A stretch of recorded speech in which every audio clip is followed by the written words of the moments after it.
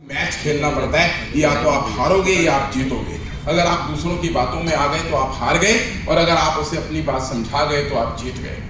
Right? तो बस यही ध्यान रखना है कि हम जीतने के लिए हैं या हम हारने के लिए हैं। लाइट जरा थोड़ी ये वाली बंद कर दीजिए, सिर्फ ये वाली।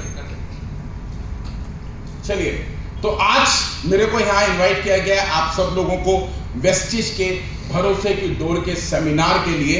और ये भरोसे का डोर क्या है, आइए हम इसको समझते हैं। आप में से यहाँ बहुत सी लेडीज बैठी हैं, आपका एक हस्बैंड है, और जितने भी हम हस्बैंड बैठे हैं हमारी एक वाइफ है। क्या है ये हमारा भरोसा? क्या है हमारा भरोसा? भरोसा है ना। भरोसा है ना कि ये मेरी ही वाइफ है। क्या ऐसा भी है कि वो किसी और की भी है ना? ऐसे ही भरोसा है ना कि ये मेरा ही हस्बैंड है ना। और अगर पता लग जाए कि वो किसी और की भी है और वो किसी और का भी है तो टूटता है या नहीं टूटता है ना। जैसे हमें अपने परिवार पर भरोसा है, हमें अपने माँ बाप पर भरोसा है, हमें अपनी पत्नी या अपने पति पर भरोसा है, एक बच्चों को अपने माँ बाप पर भरोसा है, वही भरोसा जिस दिन आपको वेस्टीज के साथ होगा तब आपको कोई बंदा हिला नहीं सकता।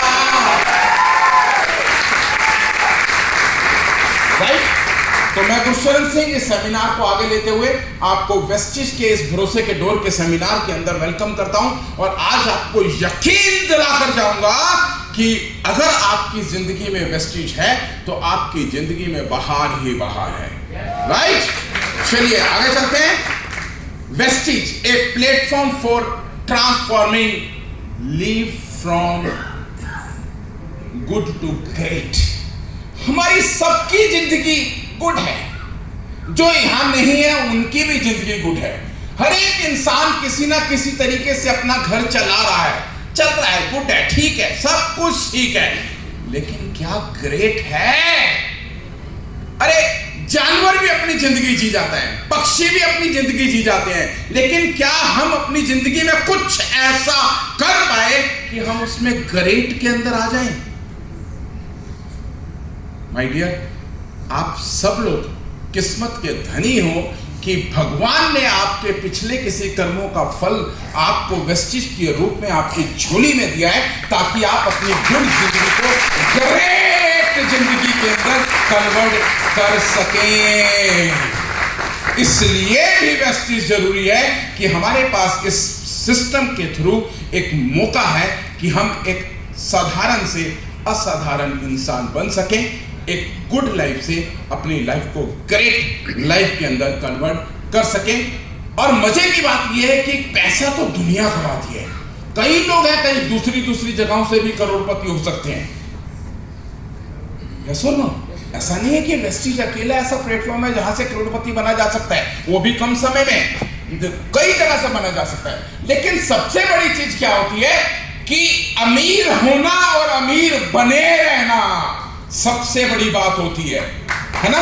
कई ऐसे होते हैं कि उनके माँ बाप तो अमीर हो जाते हैं, लेकिन बच्चे ऐसे निकम्मे निकल जाते हैं जो पूरा का पूरा सब चीजें बर्बाद कर देते हैं। राइट?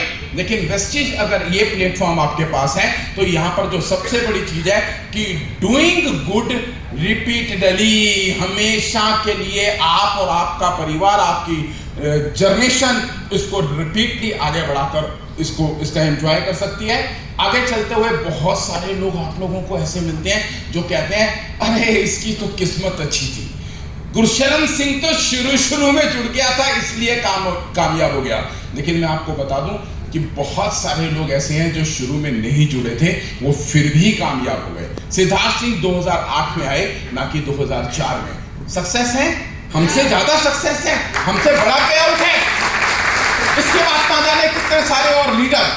तो जितने भी लोगों के दिमाग में ये चीज आती है कि इस बिजनेस के अंदर वही लोग कामयाब होते हैं जो शुरू में आते हैं, तो आज वो अपने दिमाग से ये चीज निकाल दें। ये बिजनेस उन सब के लिए इक्वल है। जिस दिन आप जुड़ते हो उस दिन से आपके लिए मॉर्निंग होती है, उस दिन से आपकी शुरुआत होती है। और ये सिस्टम ऐसा सिस्टम है जो आपको उसी दिन से मौका देता है कि आप पुराने सभी को पिछाड़कर आगे निकल जाओ। तो इसलिए जितने भी लोग लक पर भरोसा करते हैं, या उसे दूसरी भाषा में किस्मत बोल देते हैं, कहते हैं इसका तो नसीब अच्छा था, इसकी तकदीर अच्छी थी। मैं उनको आज बता देना चाहता हूं कि हर एक सक्सेस इंसान के पीछे उसकी एक बहुत बड़ी स्ट्रगल और हिस्ट्री होती है। किसी भी सक्सेस पर्सन की हिस्ट्री गूगल पर जाकर पढ़ो तो आपको पता लगेगा कि उसने अपनी जिंदगी के अंदर कदम कदम पर कितने स्ट्रगल देखे। ऐसे ही नहीं मिलते सक्सेस। मैंने तो आज तक किसी को किस्मत से सक्सेस होते हुए नहीं देखा, हाँ मेहनत से होते हुए जरूर देखा है। बहुत सारे लोग जाते हैं पंडितों के पास, ना जाने कितने लोगों के पास अपना हाथ दिखाते हैं, मेरी तकदीर बताओ, मेरी किस्मत कब खुलेगी, मेरा लक कब काम करेगा। अरे कम वक्तों, अपना हाथ खुद देख लो कि भगवान ने भी लाइनों के आगे उंगलियां लगाई है कि पहले मेहनत करो। बिना मेहनत के तकदीर भी काम नहीं करती। इसलिए यहां से निकलकर बाहर आओ। और एक चीज हमेशा लोग कहते हैं मेरा समय नहीं आया। अरे भाई साहब, आपका समय तो आ चुका है, लेकिन आप ही तैयार नहीं हो तो हम क्या करें। इसलिए जितने भी लोग समय का इंतजार कर रहे हैं, मैं उनको बता दूं उनका समय कभी नहीं आने वाला, क्योंकि उनका समय उनके साथ चल रहा है। उन्हें खुद अपने समय को लाना होगा। और ये समय कब आता है? जब आप सही प्लेटफॉर्म को चूज करते हैं। और नेटवर्किंग, डायरेक्ट सेलिंग एक ऐसा प्लेटफॉर्म है जो सचमुच में कम समय में एक असाधारण से आदमी को भी स्पेशल आदमी बना देता है। मैंने देखा है छोटी उम्र में, कम समय में लोगों को डायरेक्ट सेलिंग के थ्रू करोड़पति होते हुए। जिस बिजनेस के अंदर लोगों के पास बिना पढ़े लिखे भी करोड़पति होने का मौका यह बिजनेस इसको देता है, तो इससे बढ़िया और इससे आसान क्या हो सकता है। नहीं तो हर जगह पर क्या पूछा जाता है, कितना पढ़े हो, क्या एक्सपीरियंस है, इससे पहले क्या करते थे, कितनी सारी प्रॉब्लम्स हैं या नहीं है। लेकिन यहां पर कभी किसी से कुछ नहीं पूछा जाता। बस उसे क्या है कि यहां पर राइट हियर डायरेक्ट सेलिंग, आप बिल्कुल सही जगह पर हो और आपका समय शुरू होता है अब अभी से। जैसे ही आप इस चीज को, इस सिस्टम को समझ जाते हो और उसके ऊपर काम करना शुरू कर देते हो, उसी दिन से आपकी घड़ी चालू है। और आप अपने आप को आगे बढ़ाने के लिए, जैसा कि मेरा बेटा भी आप लोगों को बोल कर गया है, आपको खुद करना पड़ेगा। जब तक आप किसी की डाउनलाइन बने रहेंगे तब तक आप सक्सेस नहीं होंगे। जिस दिन आप अपनी टीम की अपलाइन बन जाएंगे, उस दिन आपको सक्सेस होने से कोई नहीं रोक सकता। मैं देखता हूं कि बहुत सारे ऐसे लोग होते हैं जिनको 2-2, 4-4, 5-5 साल हो जाते हैं, वो भी खुद भी अपनी अपलाइन की तरफ मुंह उठाकर देखते रहते हैं कि हमारी अपलाइन आएगी तो मेरा बिजनेस चलेगा, नहीं तो हम कैसे करें। और वो कभी कामयाब नहीं हो सकते।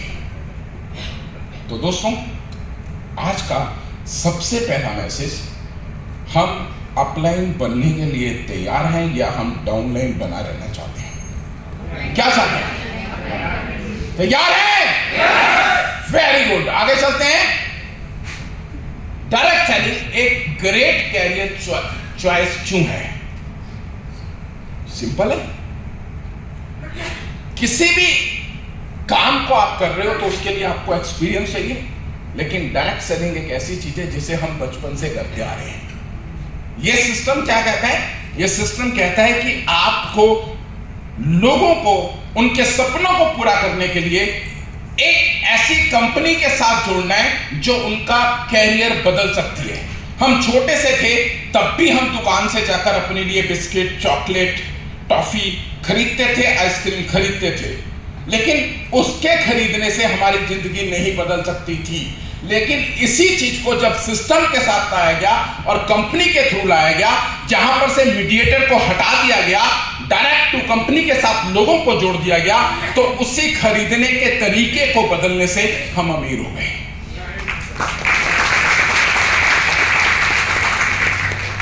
एक ऐसा पाथ, एक ऐसा रास्ता जो आपको ग्रेटनेस के ऊपर भी जा सकता है, आपका ट्रांसफॉर्म हो सकता है। एक ऐसी अपॉर्चुनिटी जो आपके लिए आपकी जिंदगी के चैलेंज को खत्म कर कर आपको सक्सेस की तरफ आसानी से ले जाती है। आइए थोड़ा सा जानते हैं कि डायरेक्ट सेलिंग और एक अदर प्लेटफॉर्म जहां से हम पैसा कमाते हैं, जहां से भी हम अपनी जिंदगी बदलना चाहते हैं, उसमें क्या क्या फर्क होता है। सबसे पहले अगर मैं देखता हूं डायरेक्ट सेलिंग के अंदर सबसे आसान क्या है, लो स्टार्ट अप कॉस्ट। वही पैसा जो हम बाजार की दुकानों पर खर्चने वाले थे, उसी पैसे को हम एक स्मार्ट तरीके से एक सिस्टम के अंदर खर्च कर अमीर हो सकते हैं। कोई खर्चा नहीं हुआ ना, सिर्फ क्या सीखा, पैसे को मैनेज करना, पैसे को सही तरीके से इस्तेमाल करना।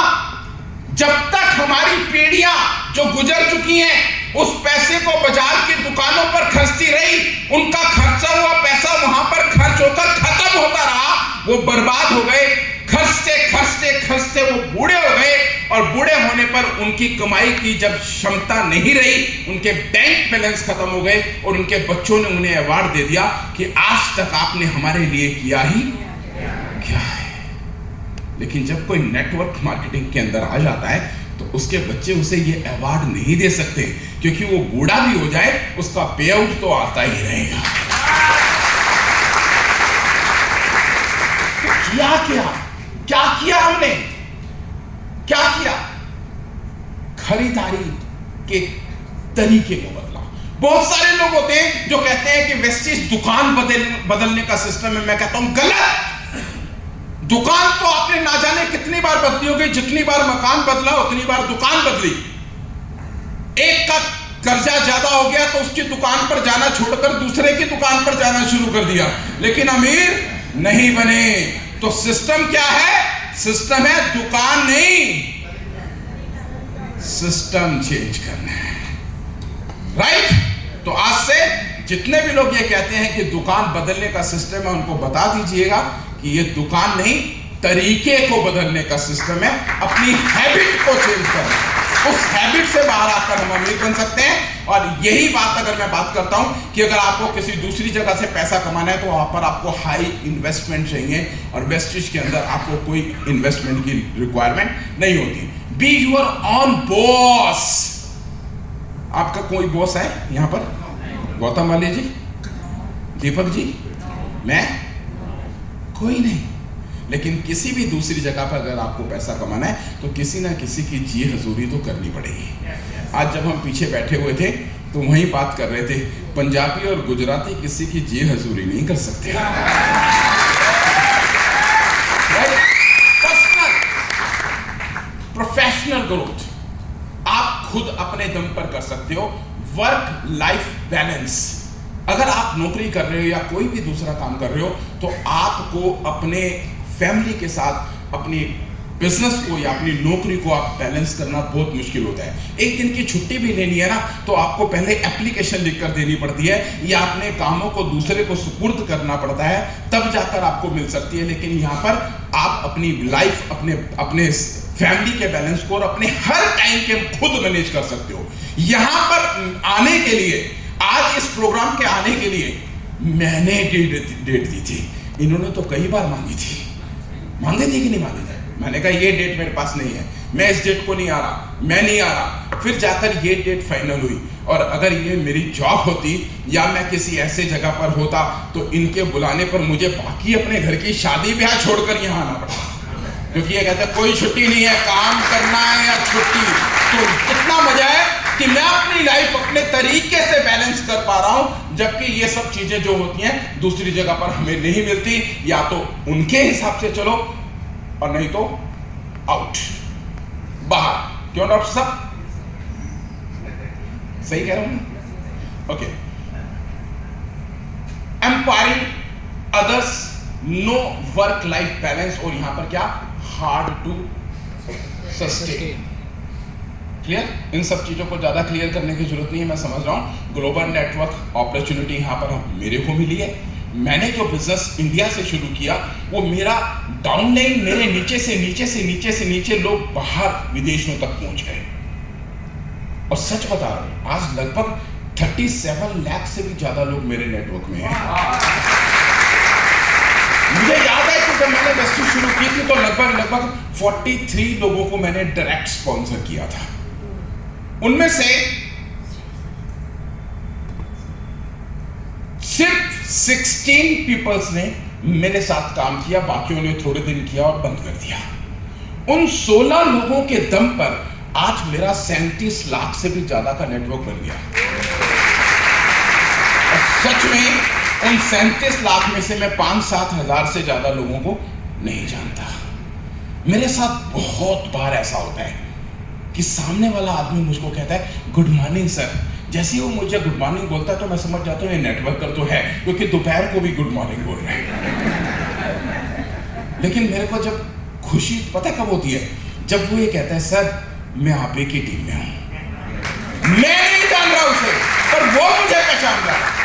ऐसे ना जाने कितने ही हादसे मेरे साथ होते हैं। तो सोचो कि ये एक ऐसा बिजनेस जहां पर आपको वो रिस्पेक्ट, वो प्यार, वो पहचान मिल रही है जहां दूसरी जगह पर हमें। मैं अगर आज भी अपने पापा की फैक्ट्री के बिजनेस में होता तो वही 8, 10, 15, 20 लोगों के अलावा मुझे कोई नहीं जानता था। वही मेरे को सर बोलते और कोई नहीं बोलता, लेकिन यहां सारे बोलते हैं। है ना मजे की चीज।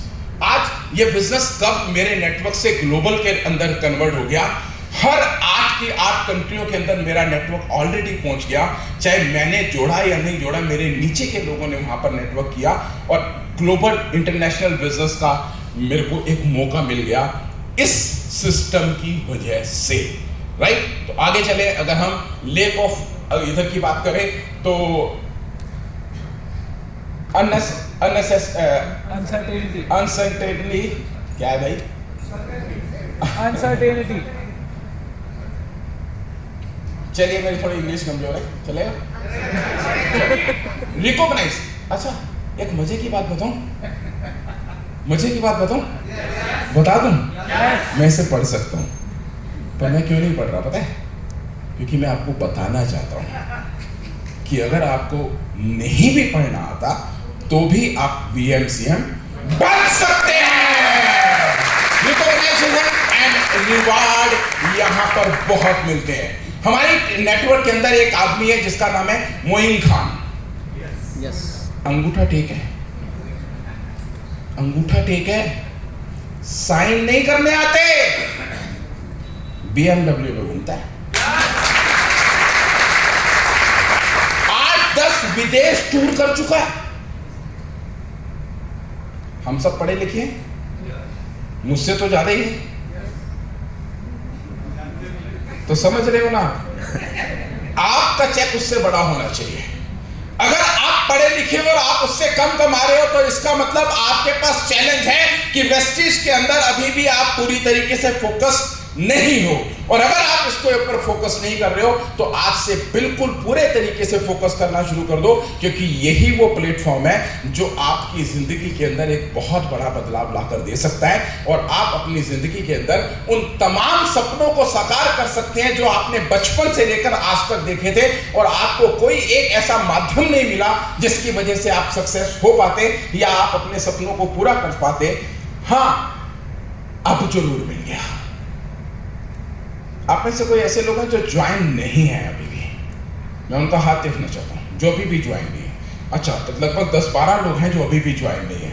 तो सच बता रहा हूं, आज अपने घर पर जाए ना जब, तो अपने घर के मंदिर के अंदर जाकर माथा टेक देना, लेट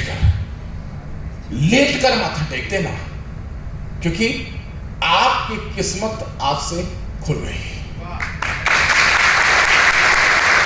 आपको जिसने भी यहां बुलाया है ना, उसको अपने पेरेंट्स की तरह मानना। जितने भी लोग अपनी अपलाइन की रिस्पेक्ट नहीं करते, मैं आज उनको बता दूं, उनकी सफलता यहीं अटकी हुई है। वो सुना है ना निर्मल बाबा का, लाल चटनी हरी चटनी, सुना है ना? मैं भी वही निर्मल बाबा वाली बात कर रहा हूं। आपकी सफलता यहीं अटकी हुई है, क्योंकि जिसने आपको इस सिस्टम के अंदर पैदा किया, अगर आप उसकी रिस्पेक्ट नहीं कर रहे तो आपकी सफलता भी होने वाली नहीं है। वो अच्छा है, बुरा है, आपको पूछ रहा है या नहीं पूछ रहा है, लेकिन उसने आपको ये सिस्टम दे दिया बस। अब आप, जैसा कि मेरा बेटा भी कह रहा था, कि आपको खुद इस सिस्टम को समझना और करना पड़ेगा।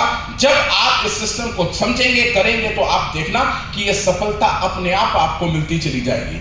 आप जब स्कूल गए, पढ़ाई की या नहीं की? की या नहीं की? और पेपर किसने दिए, मम्मी ने कि पापा ने? खुद ही दिए। हमें अपनी जिंदगी में जितने भी काम खुद करने पड़ते हैं, लेकिन जब हम नेटवर्क सिस्टम में आते हैं तो हमारे को कोई चाहिए होता है जो हमारे काम करे, और इसीलिए हम सफल नहीं हो पाते।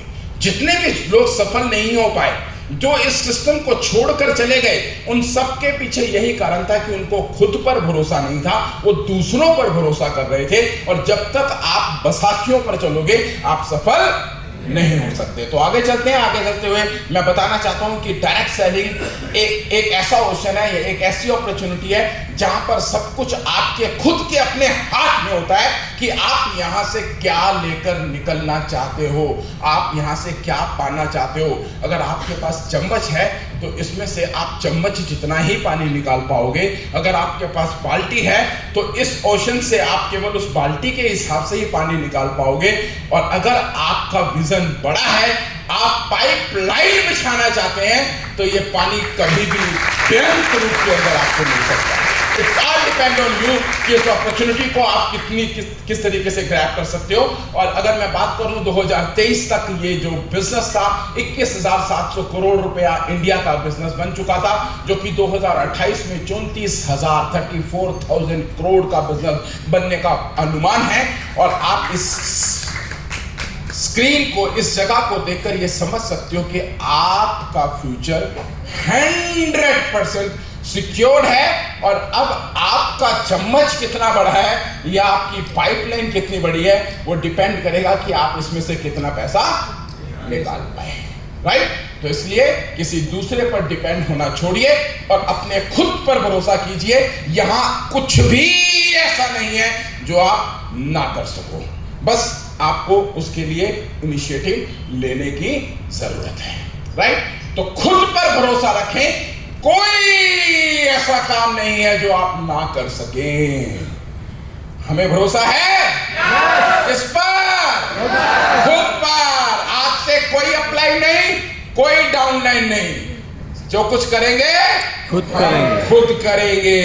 और फिर देखना आपका बिजनेस कैसे रात दुगनी और क्या बोलते हैं, दिन दुगनी और रात चौगुनी तरक्की करने लगेगा।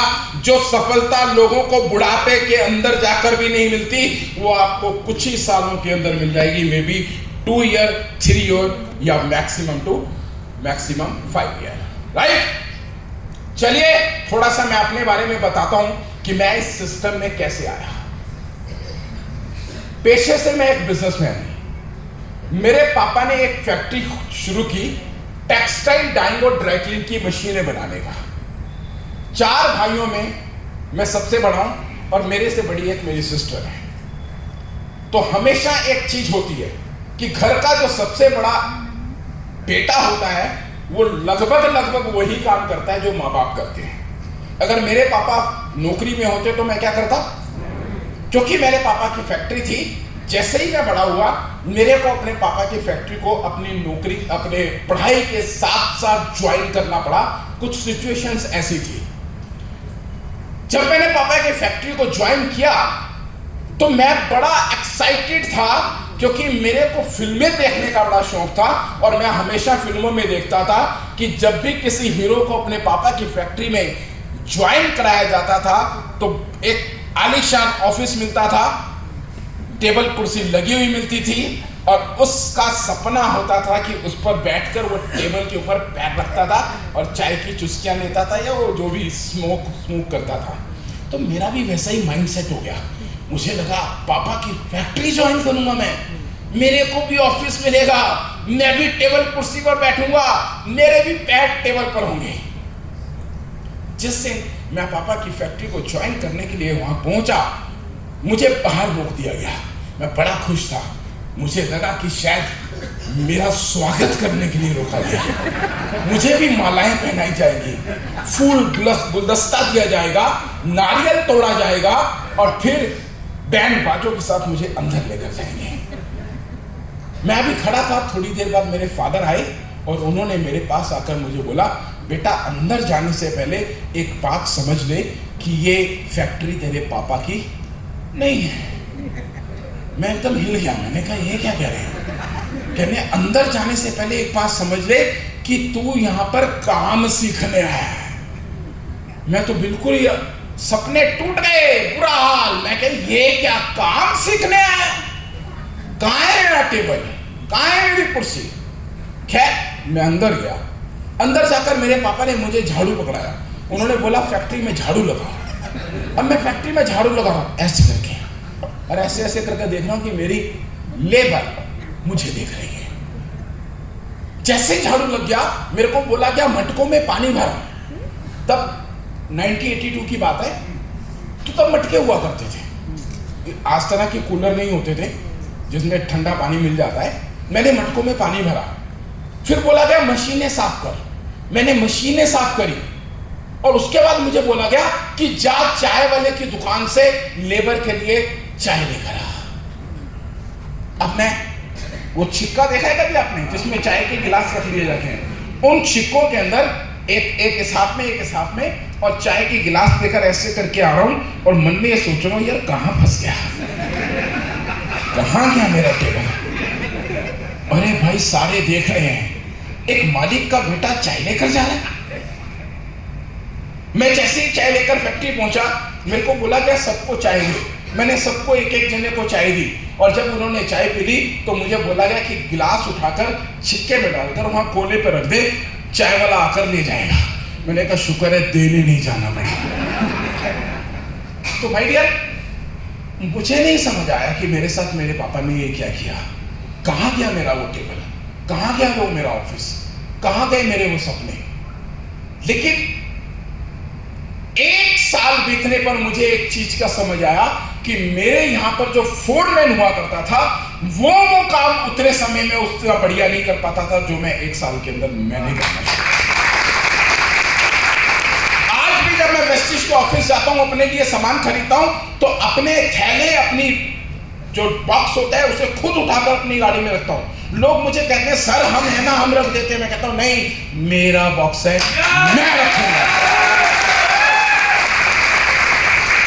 मुझे समझ आता है उस दिन का मेरे पापा का जो मेरे को देन थी, कि मेरे पापा ने मुझे एक चीज उस दिन समझा दी थी कि दुनिया में कोई भी काम छोटा या बड़ा नहीं होता है।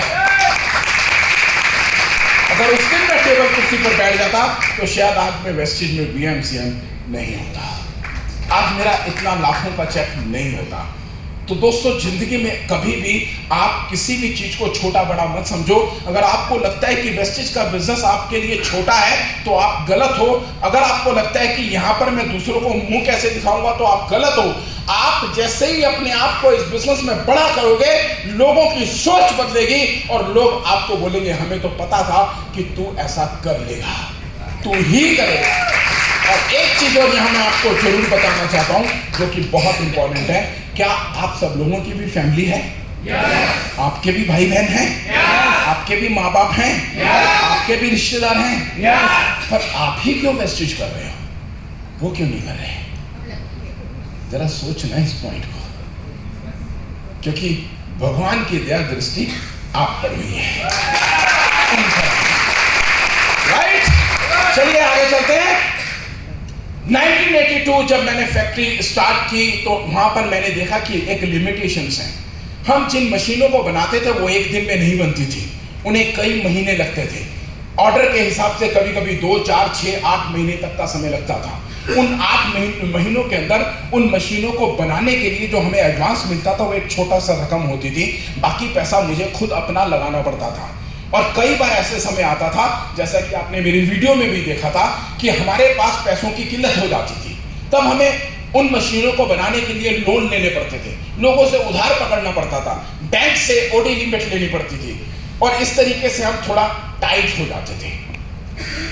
हमारी लेबर को पता होता था कि हमें हर 10 तारीख को तनख्वाह मिलेगी, लेकिन हमें नहीं पता होता था कि हमें पैसा कब मिलेगा। जब मशीनें जाएंगी, ट्रायल होगा, तब जाकर हमें पैसा मिलता था। तो वो वाला समय जो होता था ना, वो मेरे लिए एक बहुत ज़्यादा चैलेंजिंग टाइम होता था। तब मैंने जिंदगी में ये सोचना शुरू किया कि मुझे एक और ऐसे सोर्सेज बनाने हैं जहां से मुझे और इनकम आए और इन दिनों के अंदर हम तंग ना हो। और सच बताऊं, आप सब लोग भी इस चीज को महसूस करते होंगे कि अगर आप केवल एक जगह से कमा रहे हैं तो घर चला सकते हैं बस, लेकिन अगर आप अपनी जिंदगी में कुछ और बड़ा करना चाहते हैं, आपकी लाइफ में कुछ ड्रीम्स हैं जिसे पूरा करना चाहते हैं, तो उसके लिए वहां की एक इनकम सफिशिएंट नहीं है। Am I right or wrong? सही कह रहा हूं? तो कुछ तो और करना पड़ेगा, और यही सोच के साथ मैंने कुछ काम किए। सबसे पहले मेरे को एक बात समझ आई कि लेडीज सूट का काम सबसे बढ़िया है, क्योंकि एक लेडीज जब एक सूट एक बार पहन लेती है तो वो दोबारा किसी भी फंक्शन में वो सूट नहीं पहनती, क्योंकि उसको पता होता है कि ये तो सबने देख लिया। वैसे भी हर आदमी जितना भी कमाता है उसका 90% लेडीज ही खर्च करती है। तो दोस्तों, मैंने लेडीज सूट का काम बड़े शौक के साथ शुरू किया कि यहां तो धनाधन बिकेगा। लेकिन हुआ क्या, आज भी वो होता है। अगर मेरे को कोई मेरी टीम से ऑर्डर है, कुछ बोले, कोई लेडीज कहते हैं तो मुझे रेड वाली लिपस्टिक ला देना। मैं रेड लिपस्टिक लेकर जाता हूँ, कहते हैं ये वाला रेड नहीं, वो वाला रेड। और जब वो लेके जाओ, नहीं ये भी नहीं, वो वाला। मतलब वो रेड आज तक मुझे समझ नहीं आया कौन सा वाला। ऐसा ही मेरे साथ यहाँ पर हुआ। जब मैं ये लेडीज सूट लेकर आया तो उसमें से 3 कलर बिकते थे और 4 कलर अटक जाते थे, तो मेरा प्रॉफिट बराबर। जब इन चीजों को मैंने फेस किया तो मुझे लगा नहीं यार, ये लेडीज सूट के अंदर तो आपको वो वाले कलर ढूंढना और वही कलर तैयार करना बहुत मुश्किल है। मैंने ये काम बंद किया, मेरे सपने पूरे नहीं हो रहे थे, मेरा दिल टूटा। मैं अगले काम में गया, ग्रोसरी के काम में, क्योंकि मुझे यहाँ पर समझ आया कि हर किसी को हर महीने अपने लिए सामान खरीदना है। मैंने जिन कंपनियों के फ्रेंचाइजीज दी उनको एडवांस पैसा दिया। जब मैंने दुकानों पर सामान दिया तो उधार लिया, और जब मैं अपना ही पैसा लेने के लिए उनके पास जाता था तो कहते थे अगले हफ्ते आना, कल आना, अभी नहीं है, अगले महीने देंगे।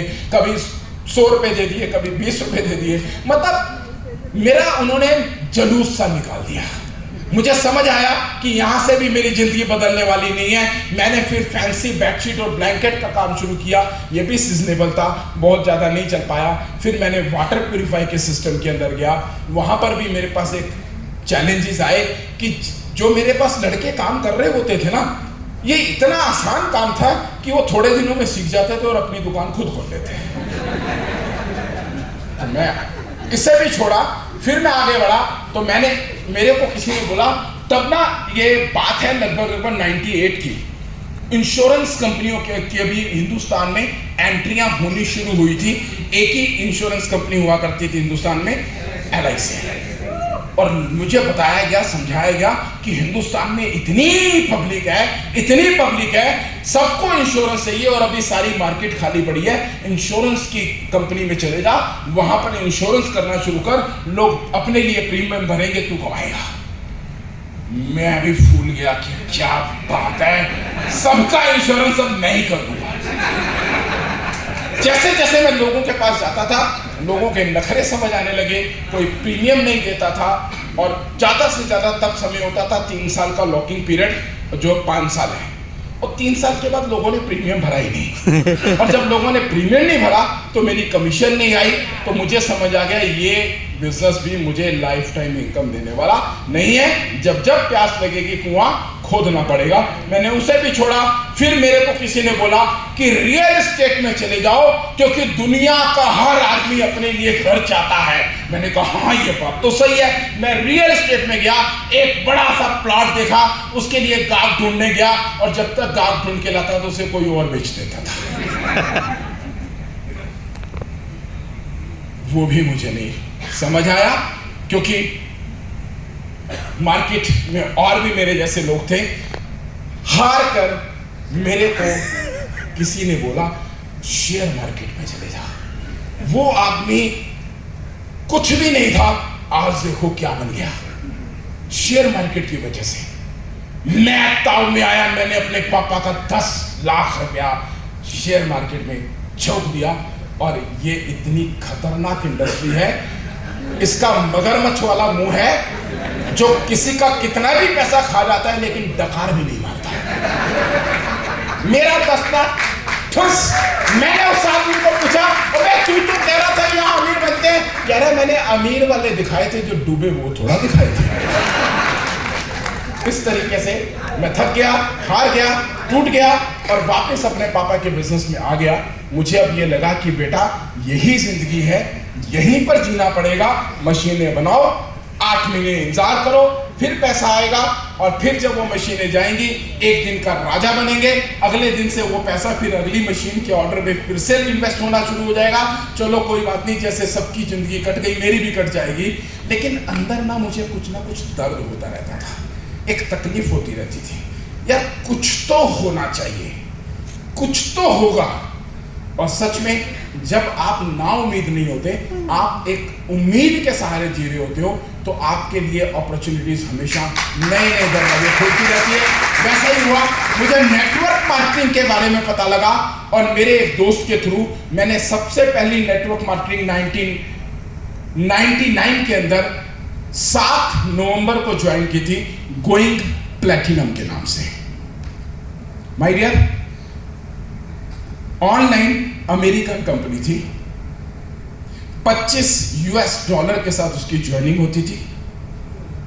मैंने अपने एक दोस्त के थ्रू, मेरे को पता लगा, उसके कहने से मैंने ज्वाइन किया। उसने मेरे आगे कंडीशन रख दी कि मैं तेरे को तब ज्वाइन कराऊंगा जब मेरे पैसे भी तू खर्चेगा। यानी मेरे लिए वो ज्वाइनिंग कितने की हो गई?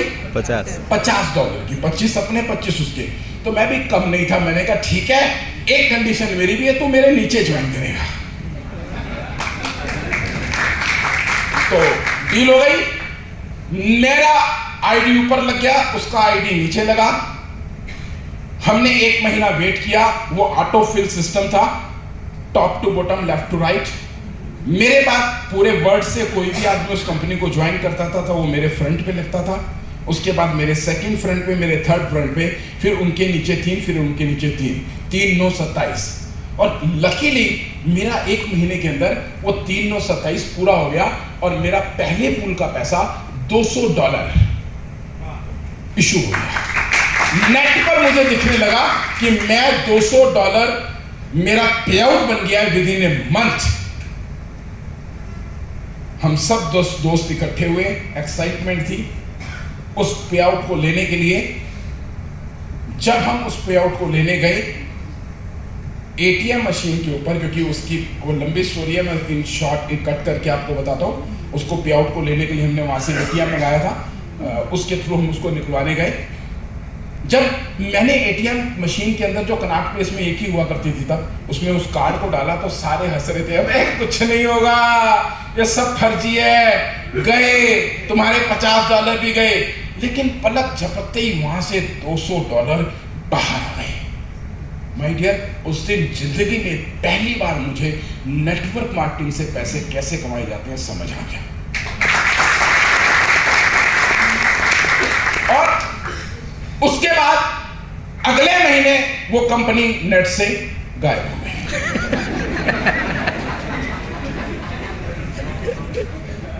मेरे उन $200 को देखकर मेरे कितने सारे दोस्तों ने $25 लगा दिए, लेकिन उनको $1 भी नहीं आया। पर मेरी किस्मत अच्छी थी कि मैंने 200 कमा लिए। ऐसा ही मेरे साथ कितनी ही बार हुआ। मैंने कई सारी कंपनियां की और जितनी भी कंपनियों को किया, जब तक मैं कमा लेता था तब तक वो कंपनी या तो भाग जाती थी या प्लान बदल देती थी या कुछ। आखिर 2002 3 साल नेटवर्क मार्केटिंग की कंपनियों को बदलते मैं थक चुका था, मैं फेडअप हो चुका था। मेरे साथ किसी भी दूसरे आदमी ने नहीं कमाया था। अब मैं नेगेटिव था, नेटवर्क मार्केटिंग से चिढ़ने लगा था। कोई भी किसी कंपनी के बारे में बोलता था तो उसको कहता खड़ा हो मारो नहीं भाग। इस दरमियान मेरे को वर्ल्ड की सबसे बड़ी कंपनी के बारे में किसी ने अप्रोच किया और उसने बोला कि ये कंपनी ऐसी नहीं है। आज भी वो कंपनी नंबर 1 है, आप लोग जानते होंगे। किसी ने वो ज्वाइन करा दी और तब वो कंपनी थी ₹4500 की। वो एक स्टार्टर किट देती थी। ज्वाइनिंग हुई, अब किट मेरे घर पर है। मेरे सारे अप्लायंस, ग्रेट अप्लायंस जो थे वो इकट्ठे होकर आए। उन्होंने तालियां बजाई, मुझे हार पहनाया। फैक्ट्री के वक्त तो किसी ने हार नहीं पहनाया था, लेकिन आज पहनाया। शोर मचा, मेरे को बोला गया ये पकड़ो चाकू और इस किट को काटो और आज से आपका ये नया बिजनेस शुरू। मैंने किट खोली और उसमें से पहला प्रोडक्ट बाहर निकाला जिसका नाम था कार वॉश। और तब मेरे पास कार नहीं होती थी। मैंने उनको बोला ऐसे करो, ये कार वॉश आप रख लो, मुझे कुछ और दे दो जो मेरे काम आए। कहता नहीं, ये तो लेना पड़ेगा क्योंकि ये तो किट में है। माय डियर, उसी वक्त मुझे समझ आ गया कि मेरे को यहां पर दो तरह के लोग ढूंढने पड़ेंगे। एक तो जिसके पास 4500 रुपया हो, और दूसरा जिसके पास कार हो या ना हो पर भैंस होनी चाहिए, उसे लेना। तो आप समझ सकते हो कि मेरा क्या हाल हुआ होगा। मैंने उस कंपनी को उसी वक्त उसी दिन से छोड़ दिया। राइट? इस तरीके से मैं अब बिल्कुल थक चुका था। मेरे को ये लग रहा था कि भैया ये जिंदगी ऐसे ही है, कहीं से कोई तसल्ली नहीं हुई, कुछ नहीं हुआ, और मैं वापस पापा के बिजनेस को फोकस करने लगा। और एक दिन अचानक सुबह 8 बजे के करीब, चलिए इससे पहले एक बीच की कहानी और है वो भी बता देता हूँ। राइट? वो ज़्यादा इंपॉर्टेंट है, उसमें आपको ज़्यादा अच्छा लगेगा। Network marketing. जब मैंने 30-35 कंपनियां कर ली थी तो मेरे को एक चीज तो समझ आ गई थी कि यार नेटवर्क मार्केटिंग इस सिस्टम के अंदर दम तो है, ये बेहतरीन तो है, लेकिन कमबख्त कोई इंसान ढंग का नहीं है जो इस कंपनी को उस तरीके से लॉन्च करे जैसा इसमें दिखाया और बताया जाता है। इसमें हमेशा दिखाया कुछ जाता है और होता कुछ है। इवन मैंने एमएनसी कंपनियों को भी, बहुत सारी कंपनियों को किया, उन कंपनियों को कर भी मुझे ये लगा था कि जो इसमें दिखाया गया वो है नहीं। फिर मेरे अंदर एक कशिश पैदा हुई और मैंने सोचा कि अपनी कंपनी खोलता हूं।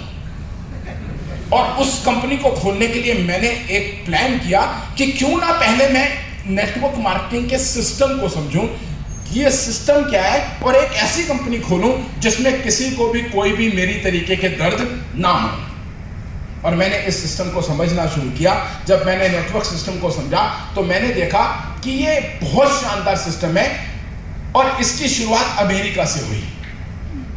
बहुत बड़ी बड़ी कंपनियों को दूर दराज के एरियो में जब अपने प्रोडक्ट को बेचने में दिक्कत होती थी, भेजने में दिक्कत होती थी, जहां कुछ लोग रहा करते थे, तो उन्होंने वहां पर एक सिस्टम क्रिएट किया कि वहां के किसी लोकल आदमी को अपॉइंट किया और उसके थ्रू वहां पर प्रोडक्ट बेचना शुरू किया। और ये सारी चीजें जब मैंने इसको बहुत डीपली स्टडी किया तो मेरे को एक चीज समझ आई कि ये सिस्टम बहुत ही पावरफुल है, लेकिन इसको चलाने वाले लोग पावरफुल नहीं है। 1886 के अंदर यूएस से ये चीजें स्टार्ट हुई।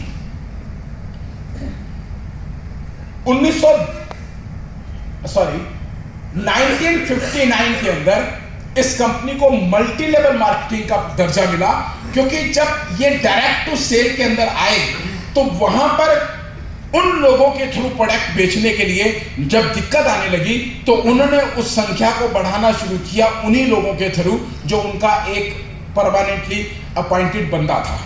तो वो जब एक से अनेक लोकल लोग होने लगे तो ये मल्टी लेवल के अंदर कन्वर्ट हुआ। और 1910 के अंदर इसमें डीएसए का एक एसोसिएशन आ गई, डायरेक्ट सेलिंग एसोसिएशन बन गई। 1959 के अंदर ये मल्टी लेवल के अंदर कन्वर्ट हो गई। और 1995 के अंदर इंडिया के अंदर सबसे पहले एमएनएम कंपनी शुरू हुई। यानी भारत में पहुंचने में इसे लगभग 90 साल लग गए। तो आप सब लोग समझ जाइए कि हम अभी भी 90 साल पीछे हैं।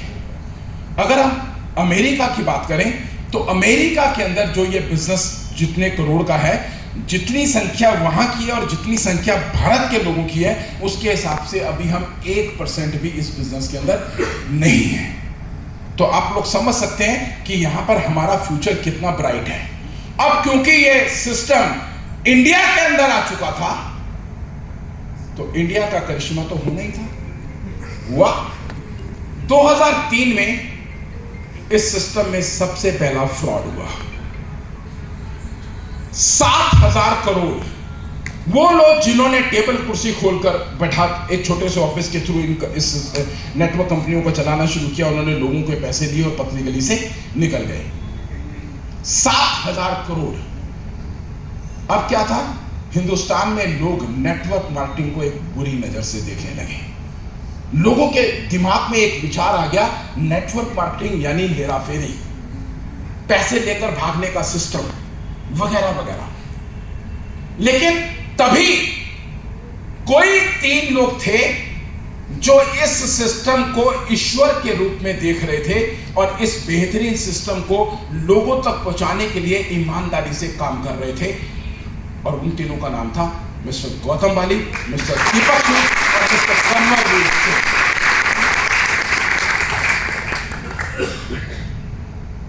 2001 से लेकर 2004 तक इन तीनों ने वही दर्द जो मैंने नेटवर्क मार्केटिंग को लेकर लिए थे, उन्होंने भी अपने ऊपर लिए और उन्होंने हर एक इंटरनेशनल और नेशनल कंपनी को स्टडी किया और उसमें जितने भी वो ड्रॉबैक होते थे जिसकी वजह से लोग उस कंपनियों को छोड़ जाते थे, नेटवर्क मार्केटिंग को बुरी नजर से देखने लगते थे, बुरा वाला कहते थे।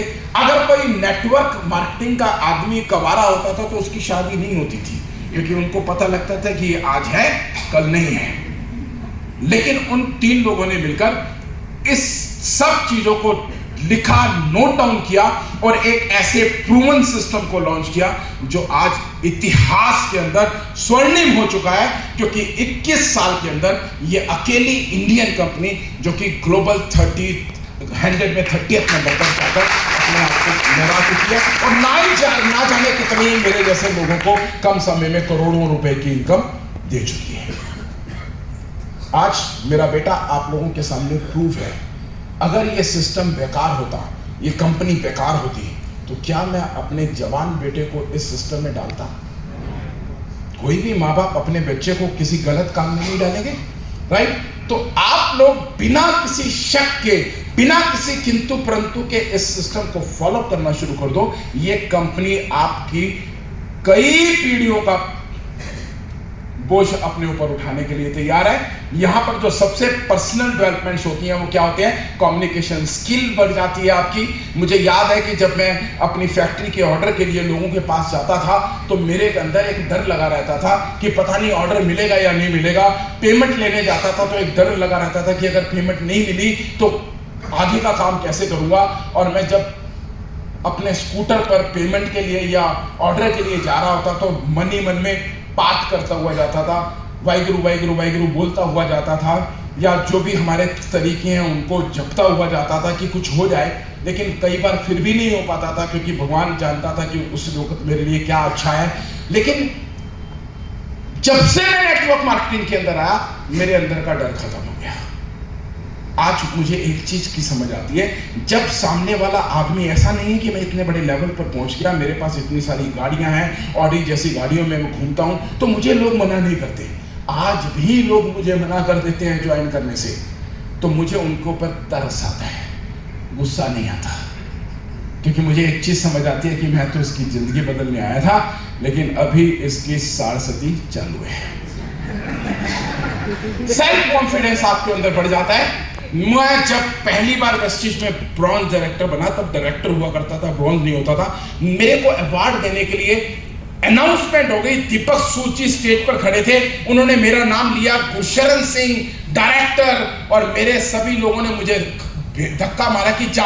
मैं डर रहा था ऊपर आने के लिए, उन्होंने मुझे पुश किया, जा जा जा, धक्का देकर यहां तक ले आए। अब मैं जब ऊपर चढ़ रहा था तो मेरी लातें ऐसे ऐसे कर कर कांप रही थी डर के मारे। मुझे ये लग रहा था कि कहीं दीपक जी ने मुझे माइक पकड़ा दिया तो क्या होगा, क्योंकि दीपक जी को आपको पता है किसी को भी माइक पकड़ा देते हैं, उनको कुछ नहीं पता लगता कि किसको पकड़ाना है किसको नहीं। मेरा डर था, मैं इधर से चढ़ा, आप मेरे को वो सीन अभी तक याद आता है, मैं ऐसे चढ़ा और ऐसे करके जल्दी से यूं लिया और ऐसे ऐसे इधर से उतर गया। तब डर लग रहा था, मेरा सेल्फ कॉन्फिडेंस बहुत लो था। लेकिन आज जितने कम लोग होते हैं उतना डर लगता है, यार बस इतने से लोगों के आगे बोलना पड़ेगा। 5,000 हो, 10,000 हो, 20,000 हो, कोई परवाह नहीं है। ये कहां से आया? इस सिस्टम की वजह से। My dear, leadership skill develop करता है ये जितनी भी चीजें यहां लिखी हुई है ना, ये किसी भी कोर्स से नहीं मिलती। कोई भी कोर्स कर लेना, बड़े से बड़ा कोर्स कर लेना, ये चीजें पैदा नहीं हो सकती। ये पैदा होती हैं नेटवर्क मार्केटिंग के सिस्टम से, और वो भी वेस्टिज के सिस्टम से। इसी तरीके से पीस ऑफ माइंड, लोगों के पास जाते हैं ना, क्या कहते हैं? अभी तो महीने का आखिरी चल रहा है। बोलते हैं या नहीं बोलते हैं? भाई क्या हो गया आखिरी चल रहा है? तो हर महीने की हर डेट आखिरी होती है या नहीं होती है? जिनको 10 तारीख को तनख्वाह मिलती है उनके लिए 9 तारीख आखिरी है या नहीं है? है या नहीं है? तो क्या उस बीच में कोई खर्चा आता है तो हम नहीं करते? जब इस सिस्टम के लिए किसी को पैसे निकालने होते हैं तो उनके पास बहाने होते हैं, क्योंकि सोच छोटी है। माय डियर, इसी तरीके से अब थोड़ा सा एक सीन मेरा भी देखो। हर महीने की 10 तारीख आ जाती है, मैसेज आ जाता है इतने लाख रुपए वेस्टिज से आपके अकाउंट में ट्रांसफर हो गया। मैं भी सोचता हूं यार अभी तो पिछला भी खत्म नहीं हुआ, अगला भी आ गया। समझ आ रही है बात?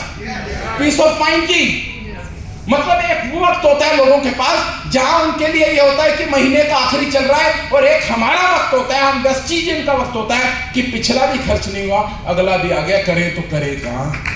कौन कौन सी जमीन खरीदें, क्या क्या खरीदें, कहां कहां लगाएं?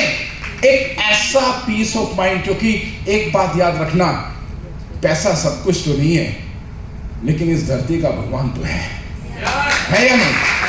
है या नहीं? और जिनके पास पैसों की किल्लत होती है ना, उनसे पूछना उनके घर के हालात। माय डियर, अगर अपनी जिंदगी में पीस ऑफ माइंड चाहते हो, अपना और अपनी फैमिली का, तो दिल खोल के 5 साल के लिए वेस्टिज को अपना एम बना लो, रात दिन का। 5 साल अगर आपने इस बिजनेस को दिल लगाकर कर दिया, वो वाले नहीं कि 5 साल पहले जुड़े थे और 5 साल बाद को हमारा तो कुछ नहीं हुआ। जुड़ने वाला नहीं, करने वाला।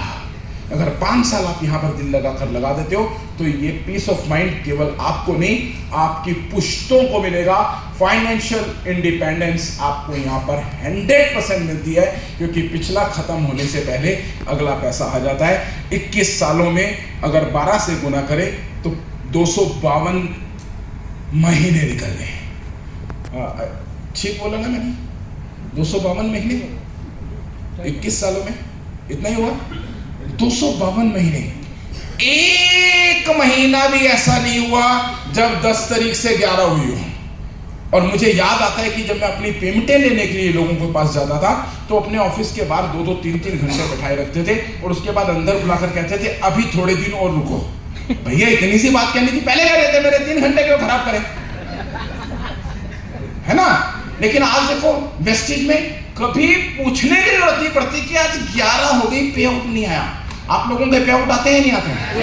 अकाउंट में ट्रांसफर होते हैं कि नहीं होते हैं? सेम डे होते हैं या नहीं होते हैं? है ना पीस ऑफ माइंड, है ना पैसे की फ्रीडम।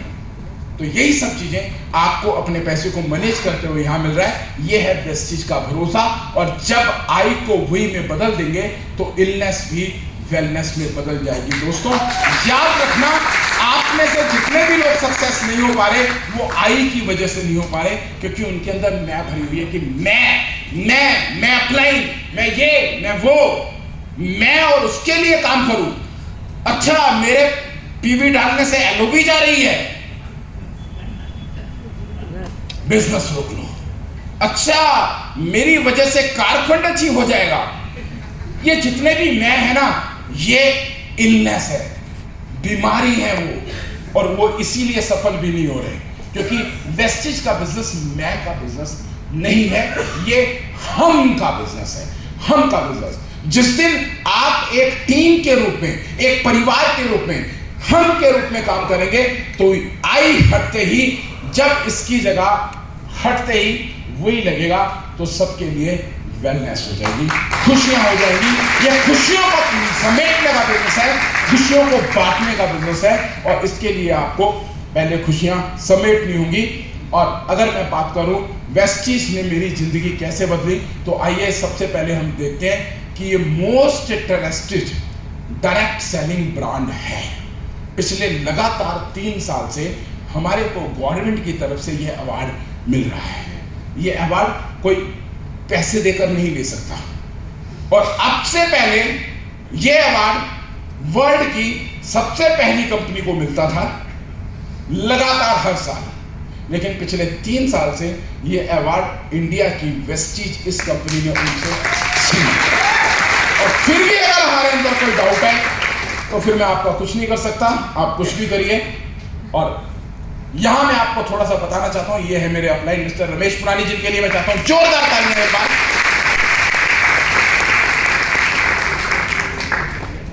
20 सितंबर 2004 मैं तैयार हुआ फैक्ट्री जाने के लिए। लगभग 8 बजे के आसपास का टाइम, मेरे घर के बाहर डोरबेल बजी, टिंग टोंग। मैंने जाकर दरवाजा खोला, सामने खड़े थे मिस्टर रमेश पुनानी। मेरे अंदर ना एक बहुत अच्छी सी एक चीज है कि मैं दोस्ती बहुत ठोक बजाकर निभाता हूं। या तो किसी को दोस्त बनाता ही नहीं, और बना लेता हूं तो फिर पूरे दिल से बनाता हूं। और हमेशा मेरे 2 तरह के दोस्त रहे, एक मेरी उम्र से बहुत बड़े और एक मेरी उम्र से बहुत छोटे। हम उम्र के लोगों के साथ मैंने कभी दोस्ती नहीं की, क्योंकि मैं देखता था कि हम उम्र के जो दोस्त होते थे ना, अरे छोड़ ना यार, हो जाएगा, चल पिक्चर देखने चले, चल स्कूल का टाइम हो गया है, राइट। लेकिन बड़ी उम्र के जो लोग होते थे ना, जब उनके साथ बैठता था तो उनसे बहुत कुछ सीखने को मिलता था। और जो कम उम्र के लोग होते थे, दोस्त होते थे, वो मुझे कभी बूढ़ा नहीं होने देते थे, मेरी उम्र नहीं बढ़ने देते। इसलिए मैंने हमेशा 2 तरह के लोगों की दोस्ती की। और मिस्टर रमेश मानी, जो कि मेरे से 21 साल बड़े हैं, उस दिन मेरा दोस्त मेरे घर के बाहर था। उनको देखकर मैं बहुत खुश हुआ। मैं भूल गया कि मेरा फैक्ट्री का टाइम हो चुका है। मैं इनको लेकर अंदर गया, इनको बैठाया और बातचीत शुरू हुई। जैसे जैसे हमारी बात बढ़ रही थी, इनका राइट हैंड बार बार हलचल करता था, एक बैग की तरफ बढ़ जाता था जो इनके साथ उस दिन ये लेकर आए थे। क्योंकि मैं भी पुराना पापी था, मुझे समझ आने में देर नहीं लगी कि ये कोई ना कोई कंपनी लेकर आए हैं। वो जैसे ही हाथ उधर ले जाते थे, मैं बात पलट के जल्दी से उनका हाथ पकड़ के इधर कर देता था। ऐसा थोड़ी देर चलता रहा। जब उनको समझ आ गया कि ये मेरे को भी ये पोटली खोलने नहीं दे रहा है, तो उन्होंने बोला, देख गुरशरण, मैं आज एक कंपनी लेकर आया हूं और तेरे को दिखाऊंगा। मैंने कहा दिखा दो, लेकिन एक बात सुन लो, मैं ज्वाइन नहीं करूंगा। उन्होंने कहा तू ज्वाइन करियो या ना करियो, देखनी तो पड़ेगी। मैंने कहा दिखा लो, कर लो अपनी तसल्ली। उन्होंने मुझे प्लान बताना शुरू कर दिया। सच बता रहा हूं, मैंने उनकी एक लाइन नहीं सुनी। वो पता नहीं क्या क्या बोलते जा रहे थे, मैं अपना और जगह पे ध्यान था। और मैं बार बार ये सोच रहा था, यार चुप क्यों नहीं हो रहे, अरे इतना लंबा, अभी तो बंद करो, बस करो। आखिर हार कर वो चुप हो गए। तो मैंने शुक्र मनाया। मैंने कहा ठीक है, हो गया, चलें। उन्होंने कहा नहीं, चले नहीं, ज्वाइन कर। मैंने कहा मैंने तो पहले ही बोल दिया था मैं ज्वाइन नहीं करूंगा। कह रहे तुझे मेरी दोस्ती की कसम ज्वाइन तो करना पड़ेगा। अब भाई साहब धर्म संकट आ गया, क्योंकि अपने दोस्त की बात को मैं टाल तो सकता नहीं। मैंने भी उनके ऊपर वापस वार किया। मैंने कहा ठीक है, अगर आप मुझे दोस्ती की कसम देते हो तो मैं भी आपको दोस्ती की कसम कर देता हूं कि आप कहने से ज्वाइन तो करूंगा, लेकिन आज के बाद इस कंपनी के लिए मुझे फोन मत करना। खैर, उन्होंने मेरा फॉर्म भरा, ज्वाइन कराया और मुझे एक नोनी और स्पिरुलिना दी, जिनका MRP 750 रुपये बनता था। DP प्राइस उसका 625 रुपये बनता था। उस वक्त स्पिरुलिना 250 की आती थी और 375 की नोनी आती थी, और साथ में एक 100 रुपये की किट दी। मैंने 725 दिए और उस पोटली को उठाकर अपने उन्हीं के सामने एक अलमारी के ऊपर रख दिया, और बड़ा खुश था कि 725 में दोस्ती बच गई। वो चले गए, मैं फैक्ट्री गया, लगभग 3-4 बजे का समय था। मेरे फोन की घंटी बजी, मैंने फोन उठाया, सामने से आवाज आई, मैं रमेश पुनानी। मैंने कहा हाँ जी पुनानी सर, बोलिए क्या कह रहे हैं। कह रहे कैसा लगा बिजनेस। मैंने कहा कौन सा बिजनेस। अरे तो सुबह ज्वाइन कराया था। मैंने कहा मैंने तो आपको पहले ही बोला था कि उसके लिए फोन मत करना।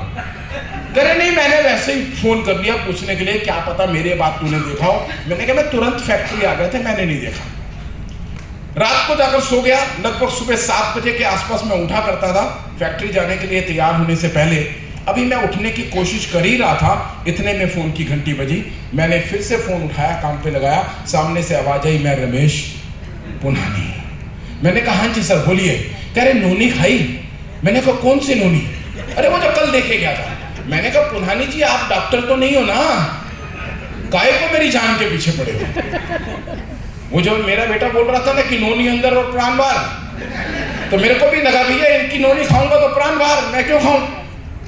खैर हालात ये हो गए कि जब भी मैं फोन उठाकर कान पे लगाता था तो सामने से आवाज आती थी, मैं कितने समझदार लोग हैं आप लोग। मेरे को फोन की घंटी से डर लगने लगा। देखते ही देखते एक दिन ऐसा आया, मैं अपनी बिजनेस की पार्टी के लिए एक पार्टी के साथ बिजनेस डिस्कशन कर रहा था और मेरा ऑर्डर तकरीबन फाइनल हो ही गया था। तभी फोन की घंटी बजी और सामने से आवाज आई, मैं सच बता रहा हूं दोस्तों, उस दिन मुझे इतनी खुंदक आई, मैंने कहा भाड़ में गई दोस्ती, और मैंने उस दिन रमेश पुनानी जी को ब्लॉक कर दिया। ना रहेगा बांस ना बजेगी बांसुरी। राइट। कुछ दिन मेरे बहुत अच्छे गुजरे।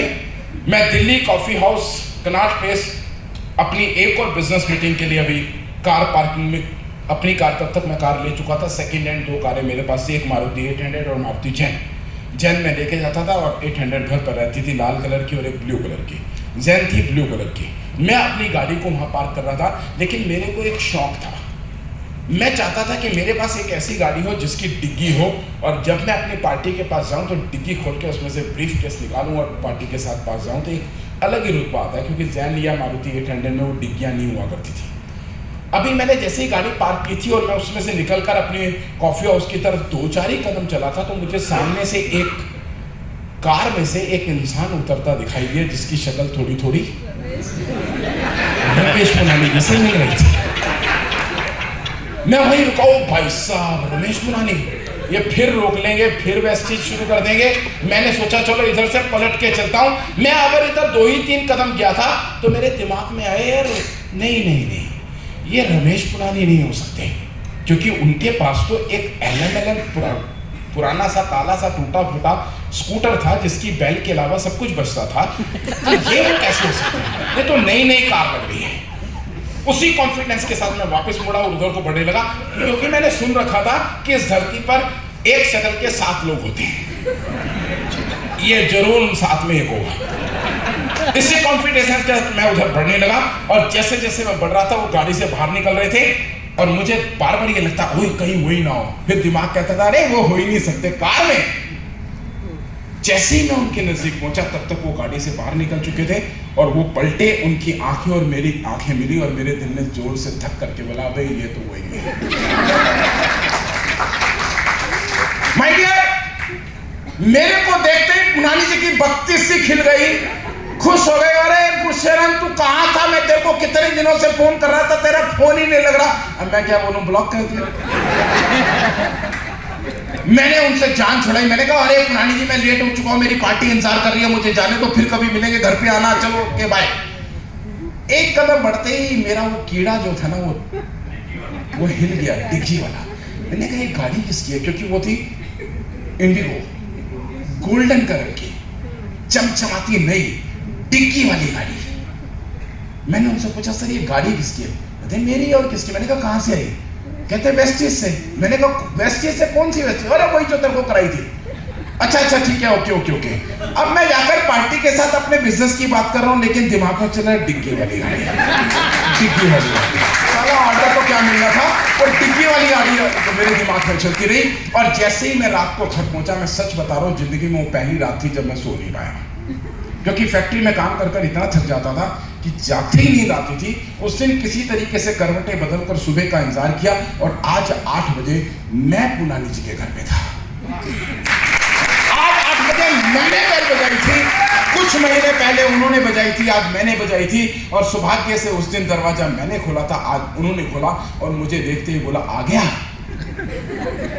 और जैसे ही उन्होंने आ गया बोला, उनकी बत्ती से मुझे आज भी नहीं भूलती। वो खुश थे क्योंकि वो जानते थे कि ये इंसान अगर पॉजिटिव हो गया तो मुझे किसी और की जरूरत नहीं है। मैंने उनको गेट पर बोला आ तो गया, लेकिन आज मैं आपकी पोल खोल ले आया हूं। कहते कैसी पोल? मैंने कहा यहीं खुलवाओगे या अंदर लेकर जाओगे? अंदर ले गए, बैठे, बातचीत हुई। मैंने कहा सच सच बताओ वो कार किसकी थी? अरे मेरी थी। और किसकी थी? अरे आपके पास कहां से आई? अरे वेस्टिज से आई। अरे 700 रुपए के प्लान में वेस्टिज से कार कैसे आ गई? 1 साल के अंदर, कुछ महीनों के अंदर कैसे आ गई? मुझे बताओ, सच बताना पूनानी जी, आपको मेरी दोस्ती की कसम, उस दिन उन्होंने कसम खिलाई थी, आज मैंने खिलाई। मेरी दोस्ती की कसम, वेस्टिज ने ये कार आपको इसलिए दी है कि लोगों को बैठा बैठा कर दिखा कर लाओ, क्योंकि ऐसी कंपनियां भी थी जो कारें अपनी देकर लोगों को झूठ बोलकर लेकर आती थी। पूनानी जी ने गाड़ी की आरसी निकाली, मेरे सामने रख दी, उसके ऊपर उनका नाम लिखा हुआ था रमेश पूनानी। अब मैं अंदर तक हिल चुका था, मेरे को कुछ समझ नहीं आ रहा था। मैं खड़ा होकर जाने लगा। पूनानी जी ने बोला अरे रुक रुक, एक बात तो बताना भूल गया। मैंने तो क्या अब क्या रह गया? कहते मेरा पिछले महीने का चेक 1,40,000 का था।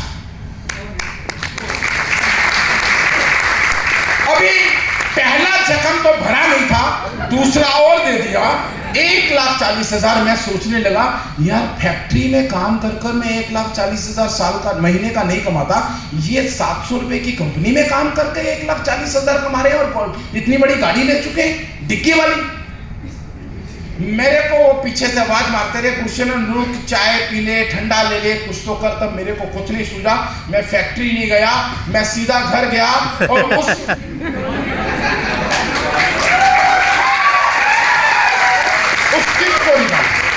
मिट्टी जम चुकी थी सांप की, उसे खोला और उसमें से एक बुक निकली जिसका नाम था सक्सेस प्लान। वो आज भी आप लोगों को मिलता है, लेकिन आप लोगों ने कभी उसे उस जरूरत से नहीं पढ़ा होगा जिस जरूरत से उस दिन मैंने उसे पढ़ा। मैंने उसका पहला पेज खोला, उसके ऊपर मिस्टर गौतम वाली का फोटो और एक मैसेज था। सच बता रहा हूं मैंने नहीं पढ़ा।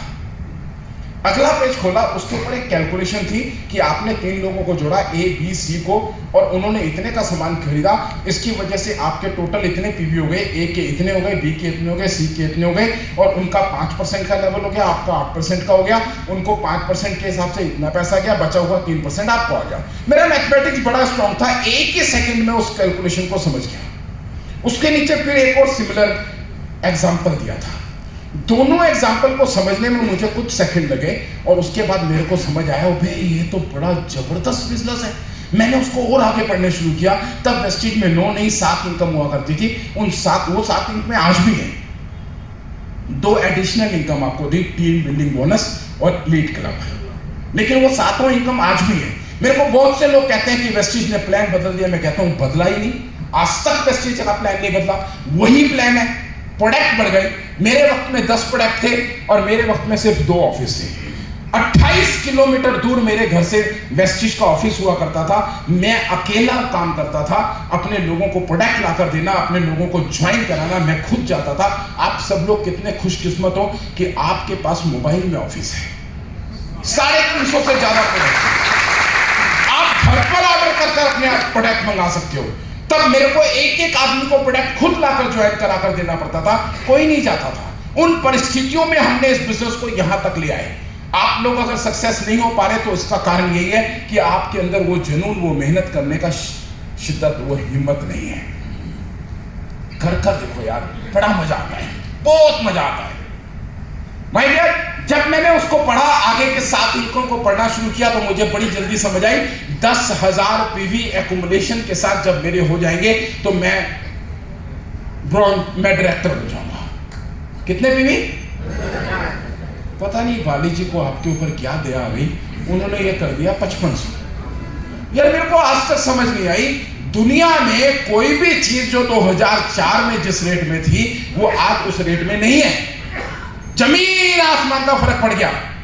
चाहे वो माचिस ही क्यों ना हो, कपड़े ही क्यों ना हो, जूते ही क्यों ना हो, पढ़ाई क्यों ना हो, सब चीजों का रेट यहां से यहां चला गया नहीं चला गया।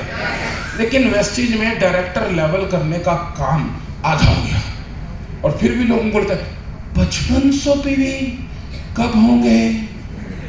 एक दिन का काम है। 1,65,000 रुपए की सेल, वो भी ग्रुप से, इंडिविजुअल नहीं करनी। एक्युमुलेशन का प्लान, दुनिया में पहली कंपनी जो एक्युमुलेशन का प्लान लेकर आई, वेस्टीज। माय डियर, आगे बढ़ा मैंने उसमें कैसे हमारे को ट्रैवल फंड आता है, कैसे हम कार फंड लेते हैं, कैसे हम हाउस फंड लेते हैं, कैसे हम यहां पर अपनी जिंदगी को बदलते हैं। जैसे ही मैंने पूरी बुक पढ़ ली, मुझे समझ आ गई। मैंने अपने दोनों हाथ ऊपर उठाए और जोर से चीख कर बोला, मिल गया, मिल गया, मिल गया। जब मैंने 3-4 बार ऐसे चीख कर जोर से बोला ना मिल गया, तो मेरे सारे घर वाले भागे आए, क्या मिल गया, क्या मिल गया? मैंने कहा वही मिल गया जो अभी से पहले मैं ना जाने कितने सारे कामों को कर कर ढूंढ रहा था।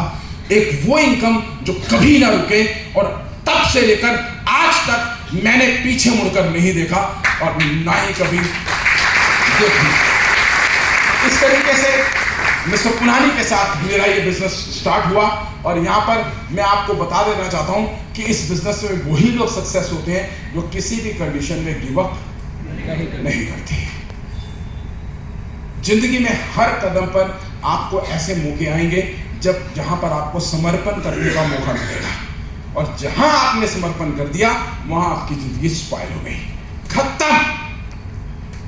और जहां आप अपनी प्रॉब्लम से भिड़ गए, मैं दावे से कहता हूं कि जब भी आप अपनी प्रॉब्लम से भिड़ोगे, जीत आपकी होगी।